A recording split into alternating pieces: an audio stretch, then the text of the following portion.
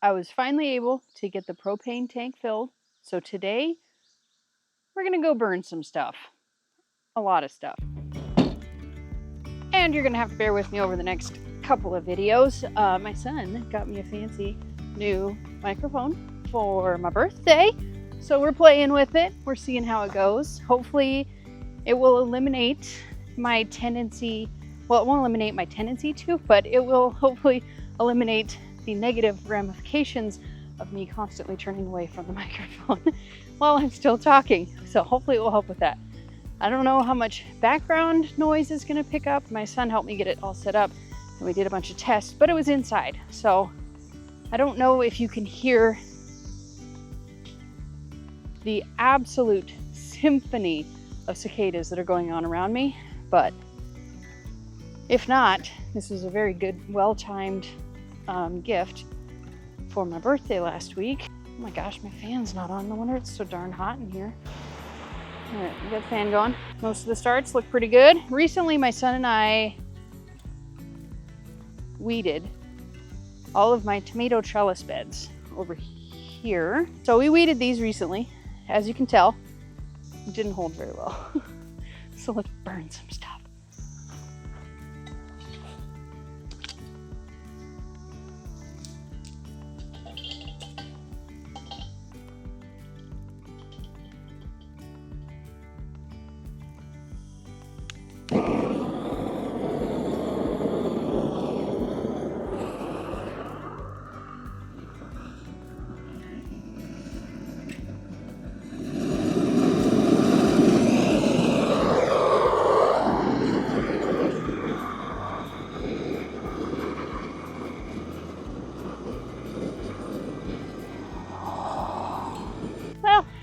I got 2 of them done, and I think that's all the burning I'm going to do for today.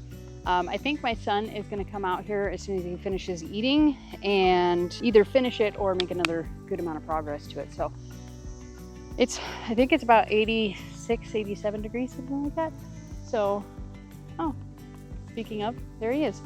So I'm going to go inside, get some electrolytes, some water. Then I want to sort through the tomatoes so we can see what's going where and how much we have room for. So I think my son got one of the beds done.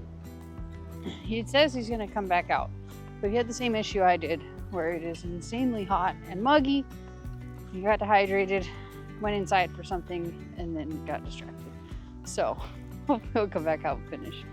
Oh my, he didn't even finish half a bed. What a pansy. Task for now is picking out, or really like sorting through all these tomatoes. So we need to get rid of all the dead ones. I think I figured out what the issue was with the last time, not the last time. I think I figured out what the issue was with our seed starting mix. I'm fairly confident that the problem was it got nitrogen burn. I'm pretty sure that's what it was.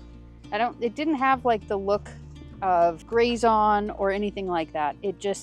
I'm pretty confident that's what it was. Oh,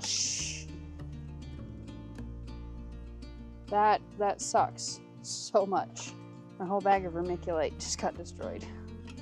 That was a really big, expensive bag of vermiculite. Hey, not too sure how to proceed from here. It's right in the way. Darn it. Oh, I know. I got this guy right here.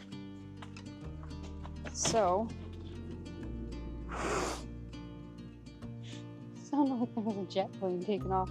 I don't think y'all can hear that, but anyway, bag got destroyed by moisture. So I'm gonna try and save as much as humanly possible, which is, it's gonna be nothing. The whole bag is destroyed. Well, my greenhouse floor is going to retain moisture. Great. Dang it.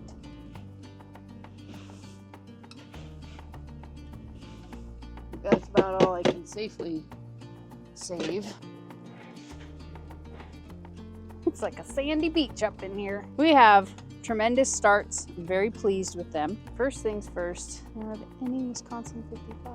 We have one Mariglobe sauce tomato. We have San Marzano paste. Ooh, another. We got 2 paste tomatoes. They're little, but they're there. Sheboygan. One of the Sheboygans made it. Amish paste. Do a little trimming while I'm in there. Another Amish paste. And I have a little bit more. See, this stuff has been out here in the greenhouse for a while now because I left it. I don't think it's going to do very well. But I do have a batch of over-fermented milk kefir. So we're going to make another portion of lab. Oh, and the one that I was trying to make with the rice paste, I forgot about it, and it got moldy. In case anybody's wondering, hey, whatever happened to that? I happened to that, and I forgot all about it, because sometimes I suck. But I'm going to try again. It was right when all that stuff was going on, right at the beginning with our roof, and I was just overwhelmed, and I couldn't function very well. It just happened. I don't know if it got moldy, but it had like a pretty thick layer of yeast on top, and then it just looked funky. So I chucked it. I don't think I'm gonna throw away all this bad potting soil because, like I said, I'm pretty confident it was nitrogen burn. However, I'm not gonna spread it in my garden. I'll figure out something to do with it. How do you get Johnson grass in this? What the heck? I'm gonna come back through later and save all these tags, and I'll just reuse them next year. Basically, what I'm trying to do here is decipher what types of tomatoes that I have left. Because like, if I have like almost no cherry tomatoes, obviously that's not acceptable, and I'm gonna have to go to the greenhouse and buy more. Or if I'm very low on sauce tomatoes, or you know, whatever type of tomato, I'm just gonna have to fill in the gaps. Arkansas Traveler, that's a twofer. I'm gonna leave it at twofer. I mean, even though I'm not gonna have like a gargantuan garden this year, I'm still gonna have a decent sized one. And gosh darn it, I want my cherry tomatoes and my slicers and my heirlooms and my paste tomatoes. I want to have some of all.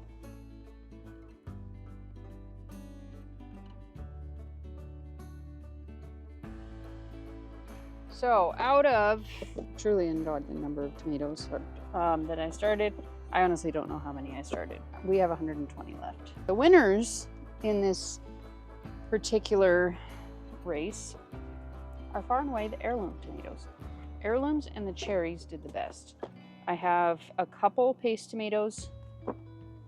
It looks like I have 12 paste tomatoes left and very few sauce tomatoes. I marked all of them either like sauce paste, cherry, or sauce paste cherry. And ones I didn't mark are ones that I consider to be like heirloom or like slicers, stuff like that. Very few slicers left. So heirlooms, that's what's up. If you neglect your garden, grow heirlooms. I will be picking up sauce tomatoes because we need sauce tomatoes because we make a lot of sauce. So that's probably the only thing. That and Cherokee Purple. I might pick up some Cherokee Purple. The Kellogg's, no, not Kellogg's. Which one was it? Dr. Wychees and Paul Robeson. Those two, far and away, I've probably got almost every tomato that I planted, I've gotten there. Hillbilly was pretty good. Pork chop was good. I'm trying to think which ones are really good. That's about it. And all the cherries. Nikes! Oh, there's bees in here.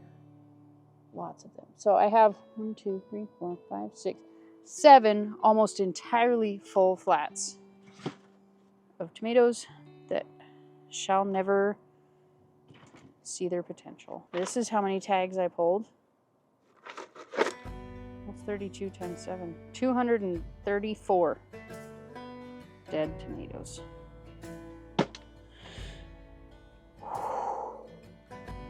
Need to loose off. Is this thing recording?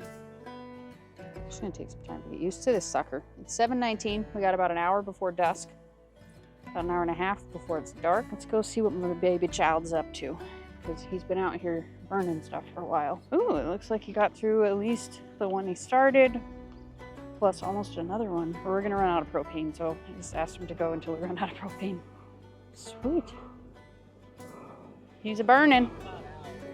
Yeah. I'm just getting this last little bit right here. Yeah. Looks good. Thanks for doing beyond the edges. It kind of did it itself. It did it itself? Hey, whatever does it. Like that. When it's out, can you get this spot right here? Wait, wait, wait. Can you get this spot here? Ooh, that tank. Oh. Isn't it? It gets just like completely frozen.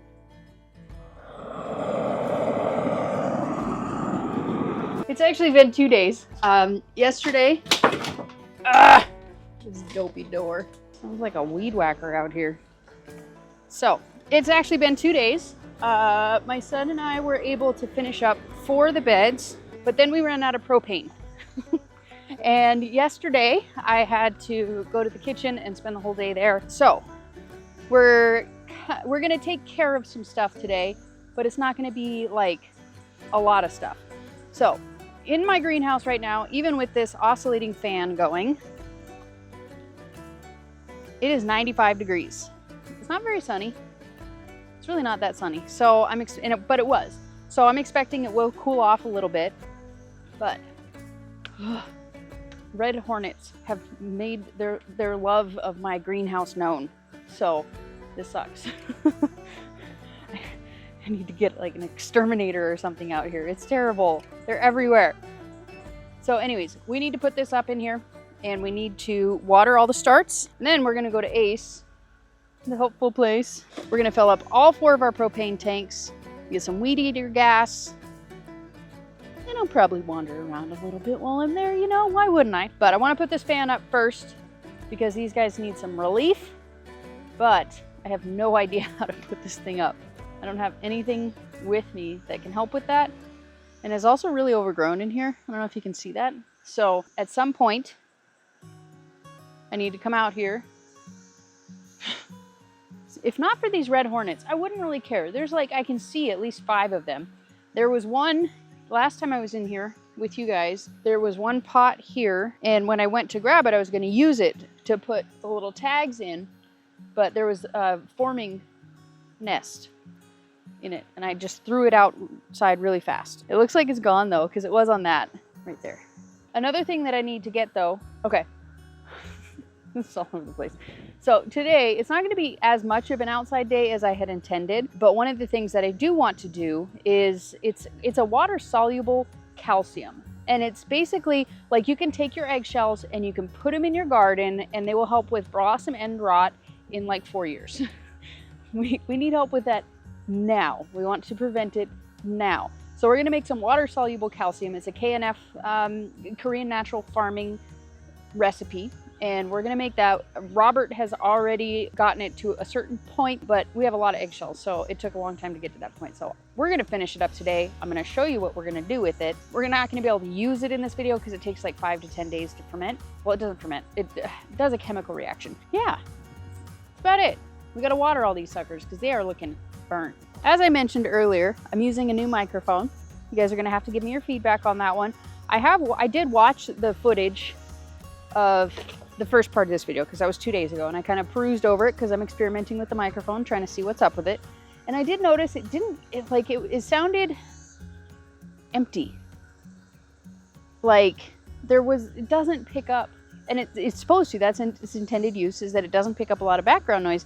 But I don't know if I like it or not, that it doesn't pick up anything. It's like I feel like I'm just in a room by myself, and I'm in nature. Oh, I just covered up my thing. But one of the nice things that I do like about it is the microphone that I used before. It's called a shotgun mic, and it just catches kind of what's in front of it. And that's nice for a lot of different things, but it's also kind of a downside because if I step away, if I go over here or back too far, turn my head, it doesn't pick up the sound. So hopefully this will kind of help with that because I do that a lot. You have no idea how much editing it takes to behind the scenes to try and get the audio kind of okay, because I do it a lot. I'm gonna water these, set up the fan, and then we're gonna hit the road. I want to water these now because it is insanely hot in there and my plants need some relief. You have no idea how much courage it's taking to go in there right now. Do you guys have any solutions for bees in the greenhouse? Should probably get all the hot water out of here, huh? Because like, I don't have the good bees in there. I just have the crappy ones that like will murder you in your sleep. Ugh. Oh, that's that's where it went. I was wondering. See, it doesn't feel like it's 95 degrees in here at all. I know I enjoy heat, but it feels like my thermometer's wrong. I'm gonna leave this on because I need to do the inside starts as well. We're gonna see if this works. I'm not sure why I thought this would work. It's too big to even fit through there. Do I have any zip ties? I have yarn, but it's covered in a bunch of spider webs. Ew. Oh, this is probably a dumb idea. Now it's just gonna spin. That's great. Greenhouse is squared away, so I'm just gonna run inside, water the starts that are still inside, like some flowers and peppers and stuff, and then I'll meet you back here, or we'll do something else, probably. All right, so we're ready to cook some eggshells.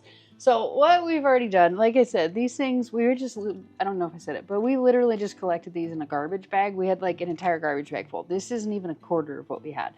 So we're gonna go ahead and turn these into some water-soluble calcium. Very easy. What we did with these, well, there's no we. Robert boiled these off in a pot. He took probably about half of what we had, boiled it into a pot for quite a while, you know, skimming off all the scum that came to the top, because we let these sit out, and I'm sure if you probably consumed one, you might have died. They were pretty gross. So he boiled them off and then baked them in the oven. But I don't think that the baking did what it's supposed to do. So eggs, we all know they have like a membrane on there, and we need to burn off the membrane in order to make it, how do I want to put this? Basically, we want to strip it down to where it's almost just calcium, and you do that by frying it in a pan. It's going to smell terrible. Most people recommend doing this outside. I don't want to, so I'm just going to make my house smell. I'm the only one home. Actually, my son just got home, and he stinks, so I'm just kidding.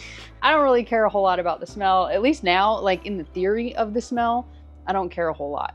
We'll see how it actually goes. According to the book, you don't want to like crush it into a powder. You just want to crush it a bit, enough to where all the membranes are able to be cooked off, and that's really all you need to do. You don't want to powder it.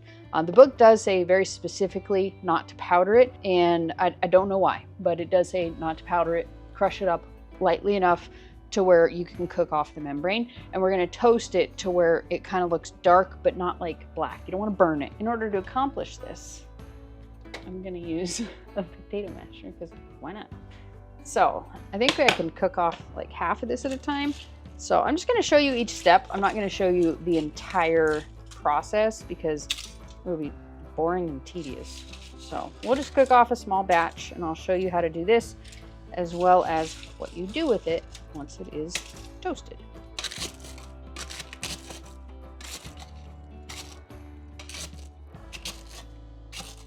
That should be enough. You can kind of get a feeling of the sizes here. And we're just gonna stir this for, oh, open the window. And if you're doing this outside or in a different pan, I have seen videos where people will like outside kind of in the wind or with a fan, and they'll kind of like flip it up and the membranes will float and you can blow them out of the pan.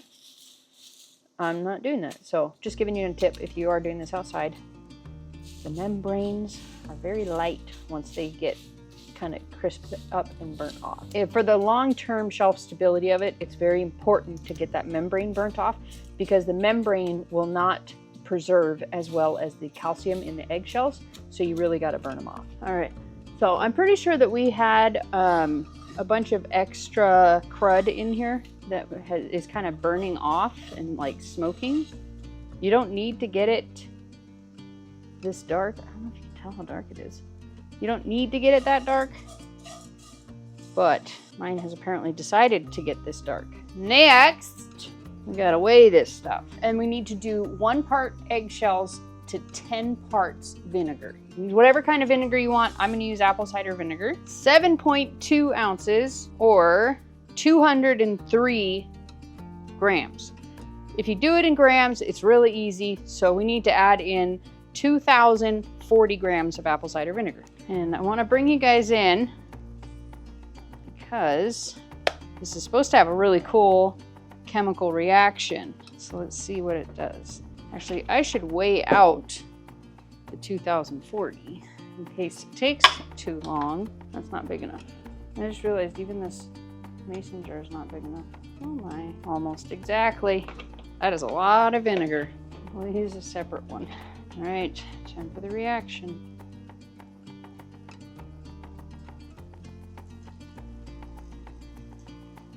Ooh, it's doing it, but not as much as I expected. You guys can see the bubbling that's happening, and it's the CO2 that's being created and is going to start a pretty intense chemical reaction. And that chemical reaction is what is going to turn the calcium that's in the eggshells into water-soluble calcium. It's going to take between 5 to 10 days. The book says 7. See if we can hurry up this initial reaction by stirring it.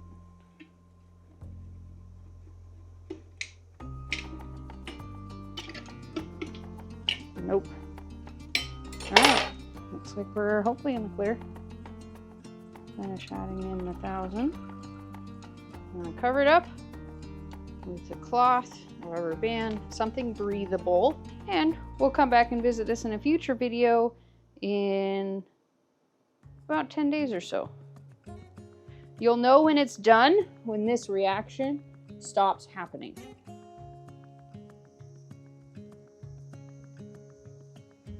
The reason that we want to use this type of calcium is because it is much more readily available to your plants. You can totally put the eggshells in your garden like most people do, or in your compost bin, but it'll take several years for it to actually break down enough to be available to your plants. So this is a way that you can foliar spray. This is a way that you can drench your soil with it and just get the calcium readily available for your plants right now. So that's why we're doing it. And there's a weird bug on me. So that's why we're doing it, and I encourage you to do it as well. Be sure that you guys are staying tuned, because of course we're gonna be doing all kinds of experiments with all types of natural inputs, fermentation, all kinds of good stuff in there for all of us to learn from and experiment with. So hope you guys enjoyed this video. If you want to know what we did last time, be sure to check out this video right here. That'll answer all your questions, and peace out, sauerkraut.